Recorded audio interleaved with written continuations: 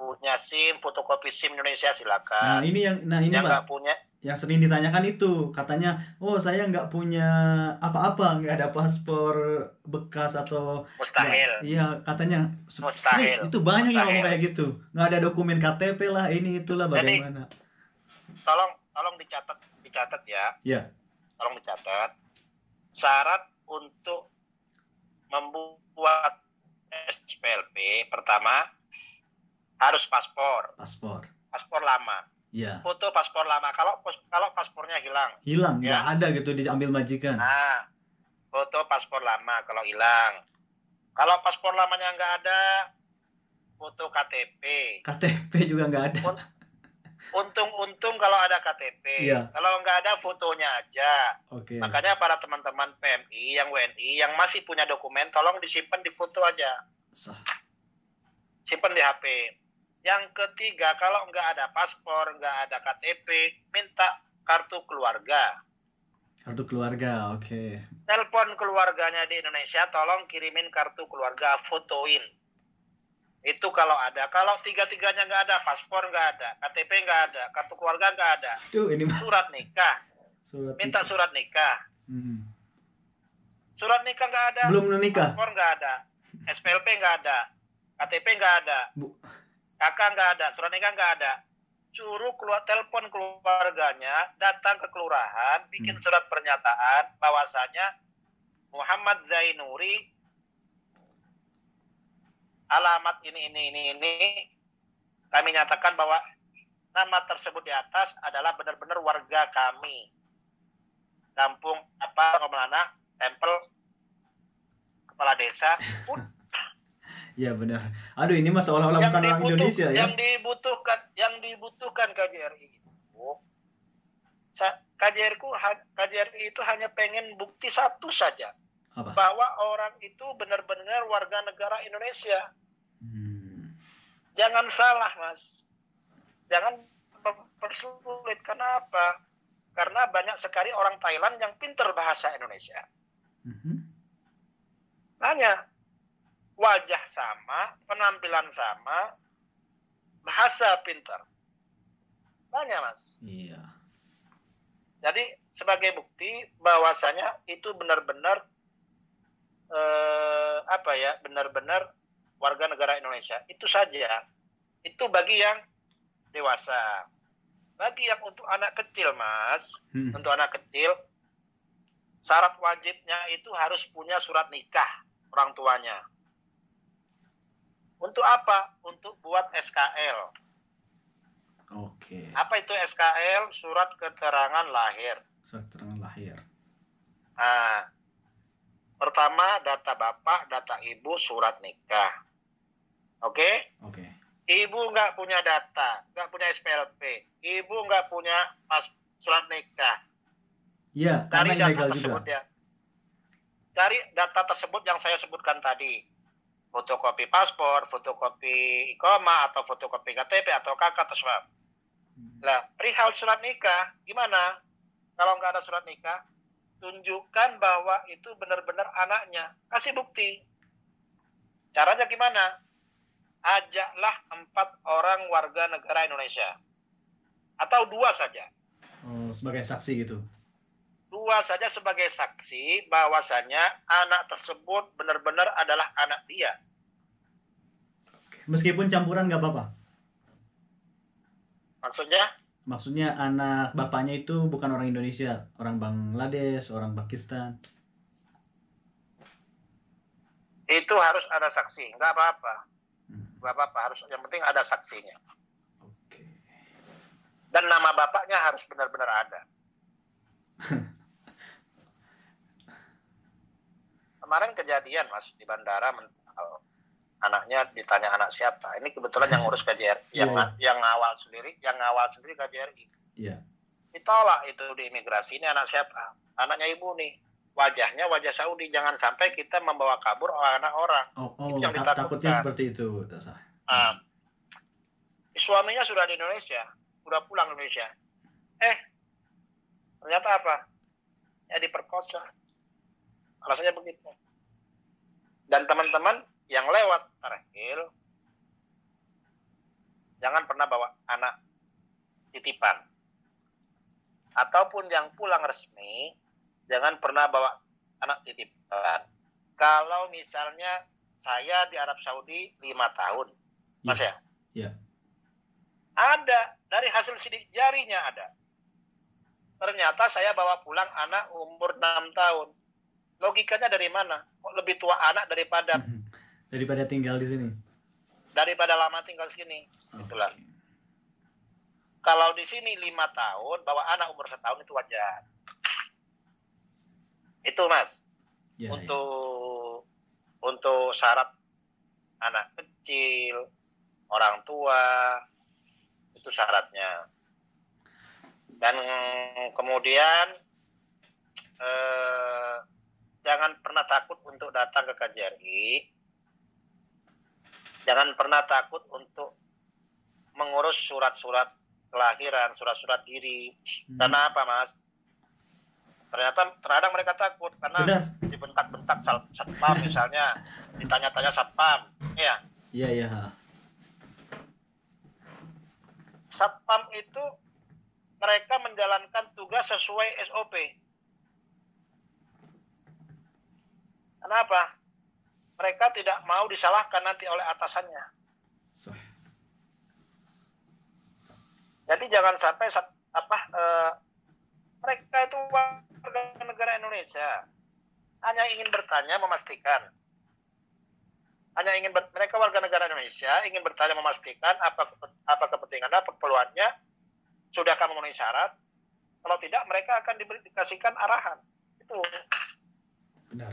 Adapun cara bahasa penyampaiannya sedikit itu punya karakter yang berbeda. Oke. Tergantung kita bagaimana kita menanggapinya. Itu saja. Oke. Kalau mau lancar, ulangannya mau lancar, tidak mau ribet, tidak mau capek, ya ada saya, ada Mas Faisal, ada Zain, ada Mas Rafael, Azam, ada Agila Rumi, ada Mas Idai juga, ada Mas Basir. Mereka itu sudah mafhum. Masya Allah. Dan banyak lagi pengurus-pengurus yang selain mereka, banyak lagi pengurus, tapi dengan catatan sudah mereka kenal dengan baik dan jangan menyerahkan uang terlebih dahulu. Ya, benar sekali Pak Zain. Oke, kita menyangkut ke masalah pemulangan secara lewat tarhil kembali karena ini banyak sekali pertanyaan yang masuk melalui WhatsApp dan juga beberapa komentar. Untuk masalah pemulangan melalui tarhil, bisa nggak misalkan apakah ada kriteria khusus misalkan igomah yang sudah dibalak huruf ataupun dibalak surto? Apa kedua-duanya itu bisa pulang melalui tarhil? Yang bahaya, Mas. Maksudnya saya sekarang bahas yang bahaya ya. Iya. Pertama ziarah. Bisa ziarah. Oke. Ziarah ini bisa ziarah masuk tarhil itu 2-3 bulan. Baru bisa pulang. Kok bisa sampai selama itu? Karena tahqiq itu interview, Mas. Ditanya-tanya siapa majikannya dulu, bagaimana kamu bisa sampai ke sini ziarah. Kamu kan ziarah seharusnya kamu 3 bulan sudah pulang. Atau paling lama 9 bulan kamu sudah pulang. Karena memang ziarah itu nggak boleh kerja. Ziarah itu kan rekreasi. Iya, benar. Ditanya semuanya. Nanti minggunya lagi ditanya lagi dengan petugas yang lain dengan hal pertanyaan yang sama. Gitu. Itu bisa ziarah. Yang kedua, yang belum dibalak huruf mau masuk tarhil itu pasti mental. Oke. Harus dibalak huruf dahulu. Yang ketiga, dibalak surtoh. Ini banyak orang yang takut mengurus balak surtoh, Mas. Iya. Saya sekarang lagi mengurus orang balak surtoh, orang Mekah namanya Rahma. Uangnya sudah di saya. Saya balikin uangnya, mereka nggak mau. Minta bantuan. Tapi saya sekarang masih ada 1 orang lagi di Madinah belum selesai. Karena udah selesai ternyata waktu terbangin mental. Oke. Karena telat saya. Balak surto itu silakan diurus. Ini balak surto itu mereka tidak akan bisa pulang selamanya. Kalau misalkan nggak diurus. Kalau nggak diurus, mereka tidak akan bisa pulang selamanya. Balak surto itu selesai, asalkan mereka datang ke tempat di mana mereka dilaporkan oleh majikannya. Misalnya banyak orang yang kabur dari Syarikah. Ya. Tempatnya di Riyadh. Dilaporkanlah, ini nyuri ini nyuri ini. Sebenarnya itu nggak nyuri, orang aku mas ini sudah tahu. Cuma karena majikannya jengkel. Iya. Mungkin waktu kabur ninggalin anak, mungkin waktu kabur majikannya lagi butuh, itulah. Jadi paling disuruh kerja lagi sebulan atau setahun ataupun setengah tahun. Habis itu dibuka balapnya. Kalau diurus kantor polisi, silakan datang ke kantor polisi di mana mereka dibalak. Misalnya di Riyadh, datang ke Riyadh, kantor polisi Riyadh. Tapi sebelum itu, silakan datang ke KJRI ataupun minta nomor-nomor KJRI, pejabat-pejabat KJRI, ataupun lapor diri dulu untuk saya akan melakukan sidang. Saya akan menyerahkan diri karena saya di Balak Surto, mohon untuk didampingi. Setelah dikasih nomor telepon ini, silakan berangkat, ini nomor telepon saya, ataupun ini nomor telepon petugas di Riyadh untuk pendampingan. Kalau mau ditahqiq, jangan mau menjawab apa-apa sebelum ada pendampingan dari pihak perwakilan. Oke, jadi seperti itu ya untuk solusi bagi yang terkena oleh balak surto oleh majikannya. Dan kalau mereka takut akan selamanya akan menetap di Arab Saudi. Di Arab Saudi. Sekali lagi itulah, jadi nggak usah takut kalau misalkan kita yang memang benar, silahkan hadapi. Oke, di sini ada lagi pertanyaan seperti ini katanya. Pak Zain, saya baru 3 bulan kabur, apakah bisa pulang melalui tarhil? Cuman baru 3 bulan. Jadi ini niat kabur atau ya. Kalau orang, nanti saya kirim Mas Azam bisa tampilkan ya. Iya. Bisa tampilkan di layar. Nanti akan saya kirim. Dicek dulu iqomahnya sudah dibalak apa belum. Meskipun baru 3 bulan. Cara ngecek meskipun baru kabur, dicek dulu iqomahnya. Ada yang sudah kabur sejak tahun 2006. Sampai sekarang belum bisa pulang, belum dibalak. Berarti jalan satu-satunya itu harus menghubungi majikannya lagi. Iya, pembuatan iqomahnya itu tahun 2004, waktu itu iqomahnya masih iqomah kertas, Mas. Alright. Masih iqomah kertas. Mohon maaf, saya saking dipercaya sama orang sampai dipasrahin paspor sebanyak ini. Ini baru segini yang saya tunjukkan. Saya paspor ada segini, Mas. Iya. Dan di antara paspor-paspor ini ada sekitar 3 orang yang belum dibalak. Jadi ya kalau yang belum dibalak itu saya sarankan untuk kerja, cari modal. Jika ada uang nanti mencukupi, suruh cari jalan. Kenapa? Ada saja jalan yang bisa ditempuh dengan biaya.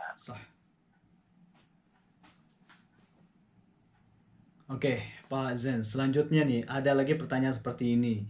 Bisa nggak pulang melalui tarhil, sedangkan posisi dia sebenarnya statusnya dia itu resmi, tapi dokumen itu udah expired, semacam igoma udah nggak diperbarui lagi. Padahal masih kerja sama majikannya gitu. Apakah bisa melalui tarhil juga? Itu bisa pulang kalau pakai cara grebek.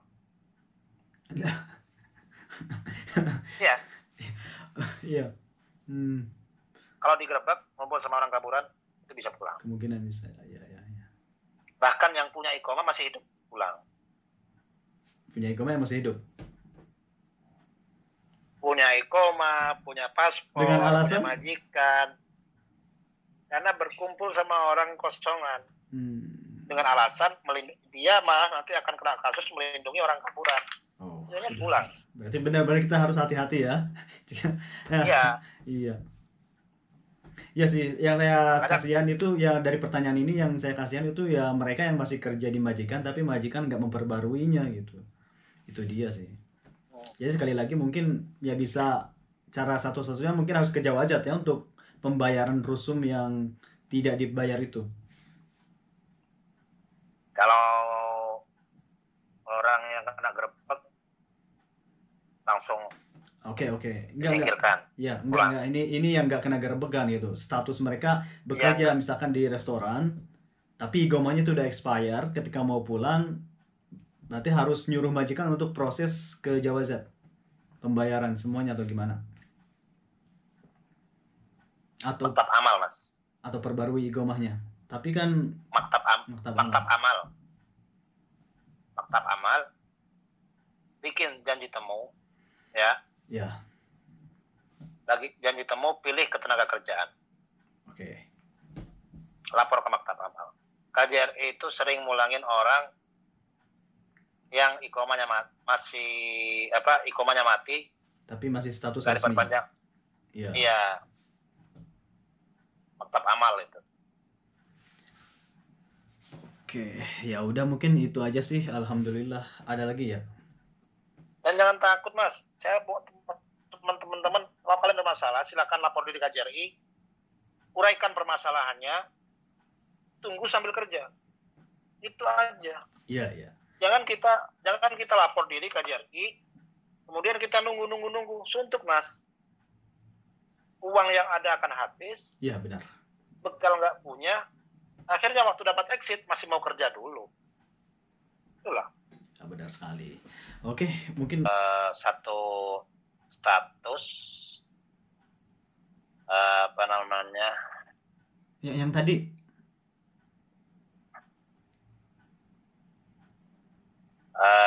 Ini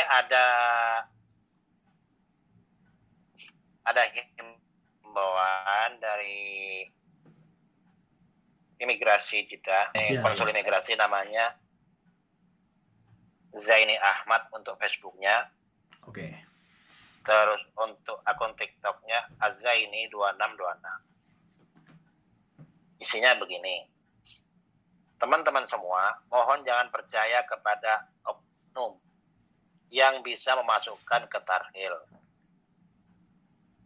Ini, Mas, banyak orang tahu caranya masukin orang ke tarhil. Oke. Tapi mereka terkadang karena ambisinya, wah, ini lumayan nih dapat 100. Udahlah, masukin. Udahlah, dapat 200.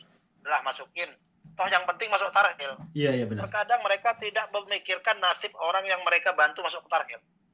Kalau sudah ditarhil, Mas, ibaratkan orang sudah masuk ke sangkar burung masuk ke dalam kandangnya, sangkarnya, mau kemana lagi? HP ditahan, semuanya ditahan. Saya sering dapat telepon Dari temannya atau keluarganya? Antum juga pasti dapat. Benar. Pak, saya udah berbulan-bulan ditarhil, orang-orang sudah pulang, saya belum. Itu kenapa?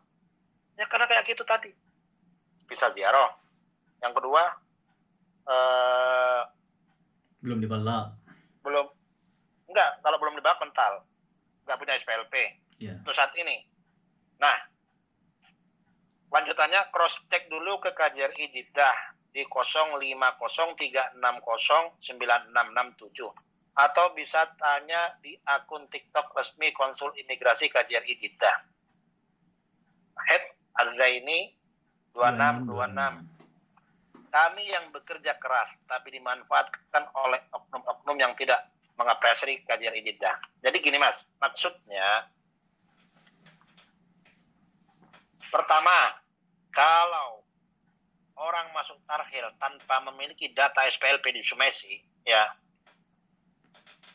yang dirugikan itu banyak, Mas. Pertama, dirinya sendiri yang rugi, ya. Oke. Yang kedua, mereka tidak menyumbang 1% pun ke negara. Sekarang, Mas Idai, kalau dalam satu tahun ada 10.000 aja, dalam 10.000 aja yang pulang lewat Sumesi dan mereka punya SPLP 30 real kali 10.000, 300 juta mas. 300.000 real, 300.000 real ya, dikali 3850,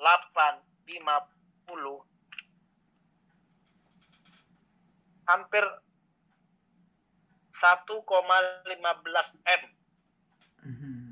Oke.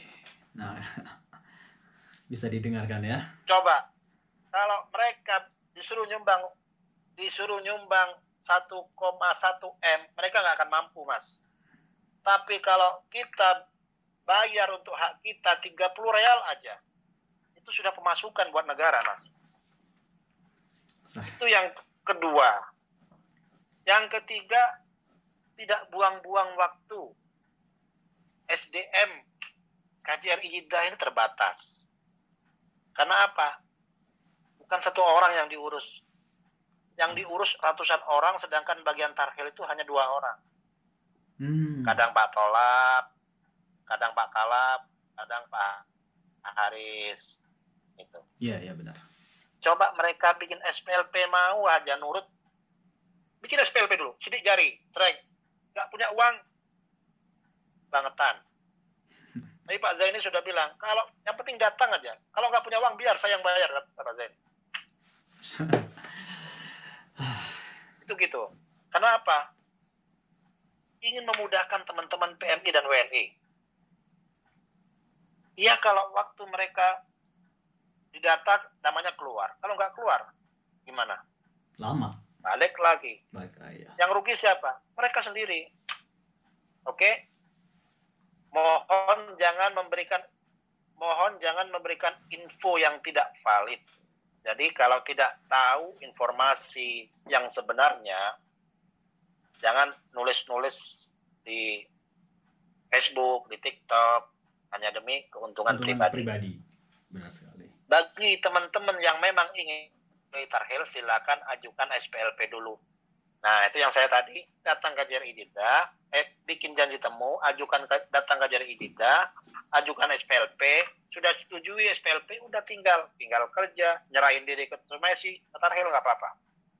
Ya. Oke, terima kasih.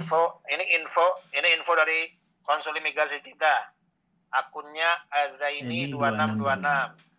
Nah, kenapa beliau datang aktif? Karena beliau tidak mau ada PMI WNI yang kurangan informasi. Sampai-sampai beliau merelakan diri ngejar ke TikTok karena beliau melihat potensi WNI itu yang di Arab Saudi suka TikTok. Benar. Benar sekali. Makanya dikejarlah ke TikTok. Iya, dan juga mungkin untuk memantau yaitu dia kebebasan yang terbatas di TikTok juga, biar tidak mencemarkan nama baik Indonesia ataupun orang-orang lain. Itu dia. Nah, saya cuma satu pesan aja buat teman-teman. Satu pesan, jaga kesehatan, kerjalah yang baik, kerja yang benar. Kemudian ingat tujuan. Orang kalau ingat tujuan itu insya Allah sukses. Kalau udah lupa sama tujuan, mereka akan ngawur, tidak tentu arah. Iya. Itu saja. Kemudian satu lagi buat bapak-bapak, ibu-ibu, warga negara Indonesia yang sudah lanjut usia, udah pulang saja. Apabila kaki sudah terasa nyeri, itu udah pulang saja. Sudah waktunya istirahat, sudah waktunya menikmati hidup, nikmati hasilnya, kumpul sama keluarga di Indonesia, lihat cucunya, lihat bersama anaknya. Pak, saya masih belum sukses, anak saya masih mau kuliah gini. Udah, jangan terlalu dikejar begitu. Anak sudah dewasa, biarkan dia mencari takdirnya sendiri. Karena bagaimanapun takdir mereka sudah tertulis. Jadi kalau kita sebagai orang tua ngejar gitu, bukan mustahil mereka pulang akan tinggal nyawa. tinggal namanya aja ya pulang. Alhamdulillah ya. Jangan sampai begitu. Kita sudah sering Mas Mulangin. ngurus orang-orang tua ya. Terlihat. yang sudah nggak kuat. Jadi sebelum terlambat, ayo yang di Indonesia, yang orang tuanya masih di Indonesia, yang di Arab Saudi, tolong jangan peras lagi. Waktunya pulangkan mereka, bahagiakan mereka. Yang sudah tua-tua di sini pulang, karena jangan sampai kita lupa diri, saking asiknya ingin memperjuangkan keluarga di Indonesia sampai lupa dengan nasib kita sendiri. Oke, terima kasih Pak Zainuri atas pencerahannya dan sharing tentang seputar informasi yang sangat penting sekali bagi teman-teman kita yang ilegal. Sekali lagi kalian bisa simak video ini, tentunya jika video ini bermanfaat jangan lupa untuk bagikan ke sosial media kalian, ke grup WhatsApp. Silahkan jika mungkin ada beberapa pertanyaan bisa ditulis di kolom komentar atau kirimkan ke pesan melalui WhatsApp Pak Zainuri juga silahkan. Nanti saya cantumkan di bawah video ini. Sekali lagi saya Ida Pencari pamit dan narasumber saya juga pamit. Muhammad Zainuri dari Jeddah. Saya Ida Pencari, ma'assalamah. Wassalamualaikum warahmatullahi wabarakatuh. Syukran.